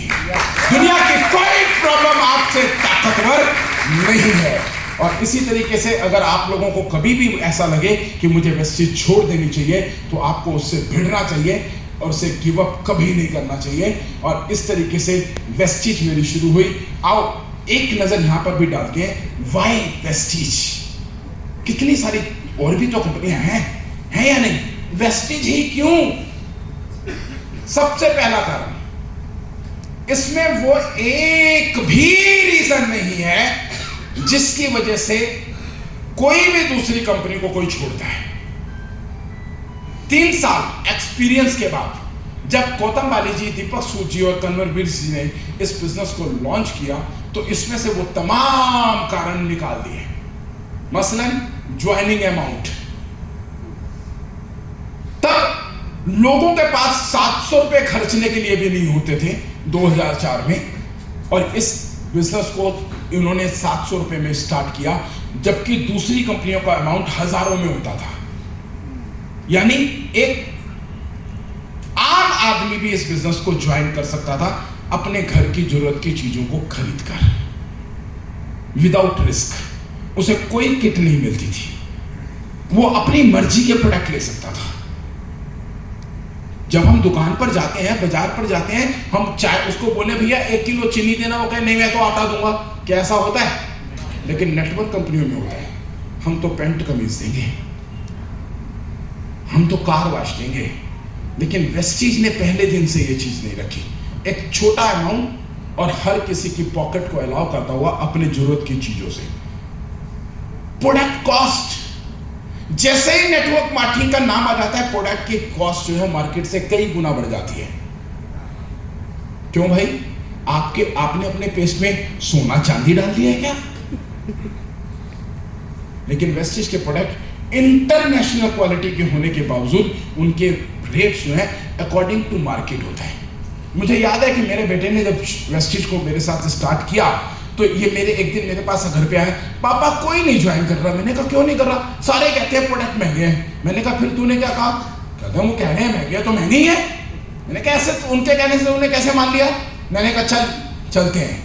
मैं इसको लेकर मार्केट पे गया, वहां की दुकान पर। आजकल आपको पता है सभी दुकानें जो है विंडो शॉपिंग की होती हैं, आप अपनी मर्जी से कोई भी प्रोडक्ट खुद ले सकते हो, ऑर्डर आपको बोलने की जरूरत नहीं होती। मैंने इसको बोला इस दुकान में जितने भी पेस्ट हैं उठा ले, जितनी भी चाय पत्तियां उठा ले, जितने भी साबुन है उठा ले। ऐसे ही कुछ चीजें मैंने इसको उठवा दी। मैंने कहा चल अब घर चलते हैं। पेमेंट करी, सामान लेकर घर आ गया। मैंने कहा इनको लाइन से लगा दे, एक जगह पर चाय, पेस्ट, साबुन, बाकी जो चीजें हैं, और उसके आगे एक एक प्रोडक्ट वेस्टेज का रख दे। अब उसमें जहां पर ग्राम और रेट लिखा हुआ था वो चीजें सामने थी। अब मैंने उसको बोला इनके रेट देख और इनके ग्राम देख और वेस्टेज के रेट देख और ग्राम देख।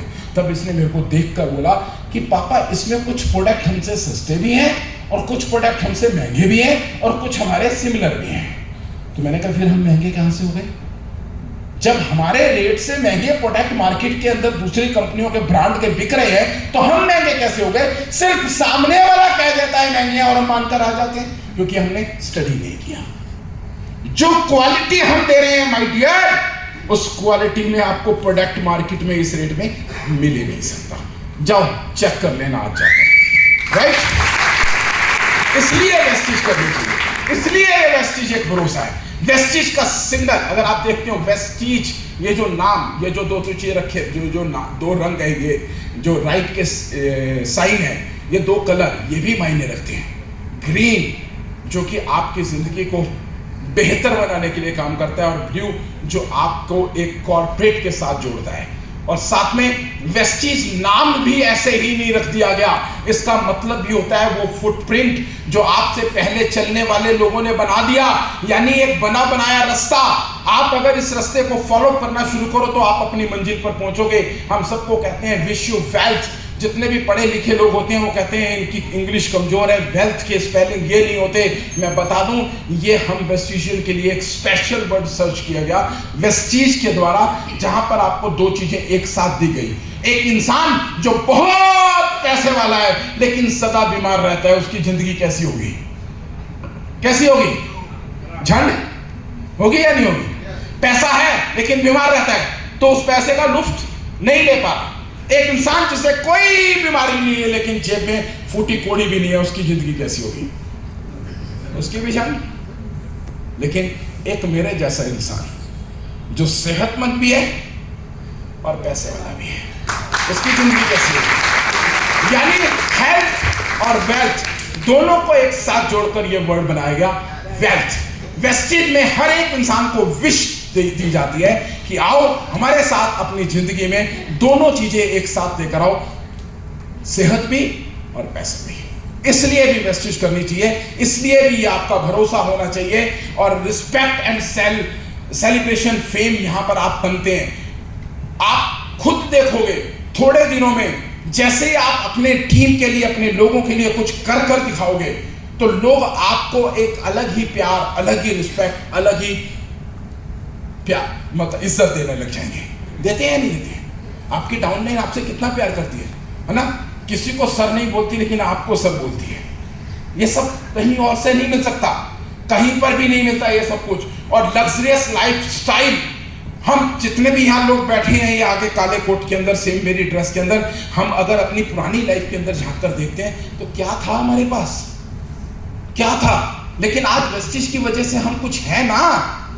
लेकिन हम में से ही कुछ ऐसे लोग निकलते हैं जिनको लगता है मैं तो लीडर बन गया, मेरी वजह से वेस्टेज चल रही है। वो कमबख्त वो लोग होते हैं जिनके अंदर आई फिर से जाग जाते हैं, वही भूल जाते हैं और इसी वजह से उनके अच्छे दिन खत्म हो जाते हैं और वो धक्के खाने के लिए कभी किसी कंपनी में, कभी किसी कंपनी में, कंपनी खेलना शुरू हो जाते हैं। लेकिन जिनको वही की वैल्यू होती है वो कभी नहीं छोड़ता। माय डियर, एक कहानी याद आ गई, सुनना चाहेंगे? दो दोस्त थे, किस्मत से वो आस पड़ोस के घर में एक ही दिन एक ही समय में पैदा हुए थे। उनकी दोस्ती इतनी गाढ़ी थी कि उन्होंने सब कुछ एक साथ किया, पढ़ाई भी और बड़े भी एक साथ हुए और किस्मत से उन्हें नौकरी भी एक साथ मिली। एक दिन वो अपनी एक ही बाइक से अपनी ही नौकरी पर जा रहे थे तो रास्ते में एक्सीडेंट हुआ और वो दोनों ऑन द स्पॉट मर भी एक ही साथ गए। अब जब वो भगवान के पास पहुंचे, भीड़ थी, लाइन में वो भी लग गए, तो वहां पर सबका लेखा जोखा पढ़ा जा रहा था। जिसके पाप ज्यादा होते थे उसे नरक में भेज दिया जाता था, और जिसके पुण्य ज्यादा होते थे उसे स्वर्ग में भेज दिया जाता था। उनमें से जब उनका नंबर आया तो पहले वाले को पूछा गया कि भाई इसका देखकर बताओ पाप ज्यादा है या पुण्य ज्यादा है। तो पहली बार एक ऐसा एपिसोड सामने आया कि उसके पाप भी 50 थे और पुण्य भी 50 थे बराबर। अब पूरा का पूरे देवलोक में एक हलचल मच गई कि इसे अब स्वर्ग भेजें या नर्क भेजें। मीटिंग हुई, डिसीजन हुआ कि ये डिसीजन इसी के ऊपर छोड़ देते हैं कि ये स्वर्ग जाना चाहता है या नर्क जाना चाहता है। तो स्वाभाविक है कोई कहां जाना चाहेगा, लेकिन वो समझदार थोड़ा ज्यादा था। तो उसने कहा भाई ऐसे नहीं, पहले मुझे दोनों दिखाओ फिर मैं डिसीजन लूंगा। कह रहे ऐसे नहीं होता भाई, एक ही चुनना पड़ेगा। कह रहा मैं तो नहीं चुनता, पहले दिखाओ। भाई अब भगवान को भी उसकी बात माननी पड़ी, क्योंकि उसके अलावा उनके पास कोई ऑप्शन नहीं था। उसे बोला कहां जाना है, कहते पहले मुझे नर्क दिखाओ, पहले बुराई देख लेता हूं, फिर अच्छाई अच्छी लगी तो वहां रह लेंगे। नर्क में गया, उसने देखा बहुत खूबसूरत माहौल है, सब चीजें बहुत आलीशान है, खाने पीने की चीजें एक से एक लगी हुई हैं, लेकिन वहां पर जितने भी लोग थे ना सारे मरियल से, मतलब सब कुछ अच्छा होने के बावजूद भी वहां पर लोगों का जो माहौल था ना वो बहुत ही बैड था। सब कमजोर से लोग थे, थके हारे से, टूटे फूटे से, और एकदम शांतिमय माहौल अजीब सा लग रहा था। तो उसने सोचा कि जब यहाँ पर पहले ही कमरे में ऐसा है तो आगे क्या करूंगा। कहता चलो मुझे स्वर्ग भेज दो। अब स्वर्ग गया तो उसने देखा कि सेम टू सेम माहौल वहां पर है, सब चीजें वैसे ही हैं, लेकिन वहां पर मायूसी नहीं है, वहां सब खुश हैं और सब हट्टे कट्टे हैं। वो हैरान हो गया, कह रहा सब जगह वहां पर भी यही सब था, यहाँ पर भी यही है, पर वहां मायूसी थी यहाँ नहीं है, क्यों। उसने उनसे पूछा भाई आप लोग इतने खुश क्यों। कहते क्योंकि हम एक दूसरे की परवाह करते हैं। नरक में जितने लोग थे उनके हाथों के आगे बड़ी बड़ी चम्मच और वो बांधे हुए थे, तो वो जब अपने लिए खाने के लिए कोई चीज लेते थे तो वो उनके मुंह तक नहीं पहुंचता था, वो यहां चले जाता था, वो कुछ खा नहीं पाते थे। तो उसने देखा वहां पर भी उनके वही बड़े बड़े हाथ बांधे हुए थे, लेकिन वो क्या कर रहे थे, वो एक दूसरे को खिला रहे थे, एक दूसरे को। तो दोस्तों हकीकत में जिंदगी भी यही है, स्वर्ग और नर्क यही है। अगर हम एक दूसरे की परवाह करेंगे तो हमारी जिंदगी स्वर्ग हो सकती है, और अगर हम मैं में आ जाएंगे, वही से निकलेंगे, तो हम नर्क की तरह जिएंगे। इसी तरीके से अगर आप अपनी लग्जरी लाइफ को जीना चाहते हैं, फाइनेंशियल फ्रीडम लेना चाहते हैं, फ्यूचर सिक्योरिटी लेना चाहते हैं और हेल्थी लाइफ जीना चाहते हैं, तो आपको वह चीज तो करनी पड़ेगी, क्योंकि ये स्वर्ग यहीं पर मिल सकता है और कहीं नहीं मिल सकता। और आगे चलते हुए मैं आपको बताना चाहता हूं, जब सभी चीजें क्लियर हो जाती हैं आदमी की, उसे ये समझ आ गया कि वेस्टिज क्यों करनी चाहिए, तो वो वेस्टिज करेगा या नहीं करेगा, करेगा या नहीं करेगा। जैसे मेरे बेटे ने आप लोगों को बताया कि हर आदमी को पहले वेस्टिज के बारे में वाई क्लियर करो, जब वाई क्लियर होगा उसको अपना फ्यूचर यहाँ नजर आएगा, उसे सारी चीजें समझ आएंगी, वो करेगा। ऐसे ही जब किसी का भी वाई क्लियर होता है और काम शुरू होता है, और जब काम शुरू होता है तो दोस्तों एक चीज तो आनी आनी है, और वो क्या है, जब शुरू हुआ काम तब क्या आते हैं प्रॉब्लम्स। मैं आप लोगों को बता दूं, प्रॉब्लम तो आएगी, हर किसी को आएगी, और जिसको जितनी ज्यादा प्रॉब्लम आएगी वो समझ जाना कि वो उतना बड़ा लीडर बनने वाला है। अच्छा, एक भी भगवान बता दो जो अवतार लेकर धरती पर आया और उसे प्रॉब्लम ना आई हो। कोई एक भगवान बता दो, कोई एक भगवान तो बता दो भाई, जिसने धरती पर जन्म लिया, अवतार के रूप में आए और उसे प्रॉब्लम ना आई हो। कोई है ऐसा एक भगवान? जब भगवान को प्रॉब्लम आई तो हम और आप हैं किस खेत की मूली, हमें भी आएंगे, क्योंकि हर प्रॉब्लम आपको तोड़ने के लिए नहीं, आपको सिखाने के लिए आती है, और हम टूट जाते हैं, हम हार जाते हैं, हम गिव अप कर देते हैं और हम बर्बाद हो जाते हैं। अगर आप अपनी प्रॉब्लम से भिड़ो तो आप जीतोगे, ये मेरा दावा है। और मेरे को भी ऐसी बहुत प्रॉब्लम आई, मेरे लिए सबसे बड़ा चैलेंज था मेरा घर। मैं वेस्टिज के बिजनेस को लेकर जब 2-2, 3-3 घंटे के लिए निकल जाता था बीच में से, तो मेरे भाइयों ने मेरे पापा के कान भरने शुरू कर दिए। अरे पापा, भैया तो 2-2, 3-3 घंटे पता नहीं कहाँ चले जाते, फैक्ट्री में रुकते ही नहीं। अब मेरे पापा ने मेरी क्लास लगानी शुरू कर दिया। रोज मेरे को डांट पड़ती थी, क्योंकि मेरा अपना बिजनेस था, मुझे किसी से छुट्टी तो लेनी नहीं थी। जब भी मेरी किसी के साथ कोई मीटिंग अपॉइंट होती थी तो मैं बीच में से 1-2 घंटे के लिए निकल जाता था इस चीज के लिए। धीरे धीरे सबको घर में पता लग गया कि मैं साथ में कुछ और कर रहा हूं। मेरे पापा ने मेरे को रोज मेरी क्लास लगानी, रोज बोलना तेरा काम की तरफ ध्यान नहीं है, अपनी फैक्ट्री होते हुए तू लोगों के साबुन तेल बेच रहा है। अब उनको कौन समझाए, मैंने आज तक किसी को एक भी साबुन और एक भी तेल नहीं बेचा। क्या आप लोगों ने बेचा? ये बेचने का बिजनेस थोड़ा है, ये तो लोगों की जिंदगियों को बदलने का बिजनेस है। इन प्रोडक्ट के माध्यम से आज तक इतने सालों से मेरा ख्याल अहमदाबाद मैं 7वीं 8वीं बार आ रहा हूं। पूरे इंडिया के अंदर कोई ऐसी सिटी नहीं होगी जहां मैं नहीं गया, और जब तक मैं पापा के बिजनेस में था दिल्ली से बाहर कहीं नहीं गया था। और हर बार जितनी बार भी यहां आता हूं, आप में से कितने लोग इंतजार कर रहे थे, आने दो इस बार गुरुशरण को, जाने नहीं देंगे। ऐसा कोई है? अच्छा, मेरे को जाने नहीं दोगे? क्यों? कितने पैसे डुबो दिए मैंने आपके, कितने पैसे लेके भाग गया? दूसरी तरीके से, प्यार से, मोहब्बत से।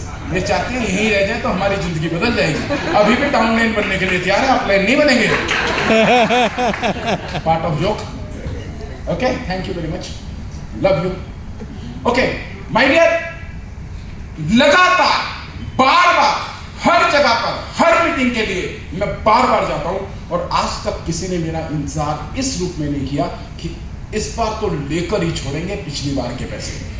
आज भी मैंने, मेरी कंपनी ने, हमारे सिस्टम ने किसी का 1 रुपया भी नहीं देना, क्योंकि जब जब आप 1 साबुन लेते हो तो 1 साबुन का पैसा देते हो, 2 लेते हो तो 2 का देते हो। एक ऐसा सिस्टम है ये, देखो। फिर भी अगर हमें डर लगता है लोगों तक पहुंचने के लिए, या हमारे अंदर कोई कमी है, हम डर रहे हैं, हमें लग रहा है कि लोग हमारे बारे में क्या सोचेंगे, सोचने दो। कुछ तो लोग कहेंगे, लोगों का काम है कहना। आप अपने आप को देखो कि अगर आप इस सिस्टम को समझकर इसमें भिड़ गए, मैं जानता हूं कि हर आदमी आपके कहने से ज्वाइन नहीं करेगा, लेकिन ऐसा भी नहीं है कि कोई नहीं करेगा। वो 6 लोग जो आपको क्राउन बनाने वाले हैं, वो इस धरती पर पैदा हो चुके हैं, बस अब आपका इंतजार कर रहे हैं कि आप उसके पास पहुंचो।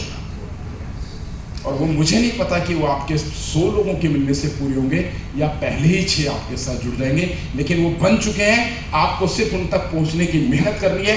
आप क्राउन बनोगे, हर प्रॉब्लम से भिड़ो, डरो मत, आगे बढ़ो, क्योंकि कभी भी किसी को भी फैमिली सपोर्ट नहीं मिलता।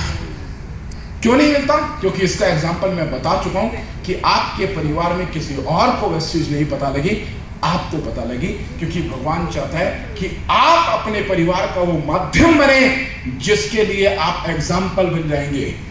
आज भी शुरू में तो मेरे घर वाले मेरे को बुरा भला बोलते थे, जब मैं उनके पापा के काबू में नहीं आया, सब भाइयों ने पापा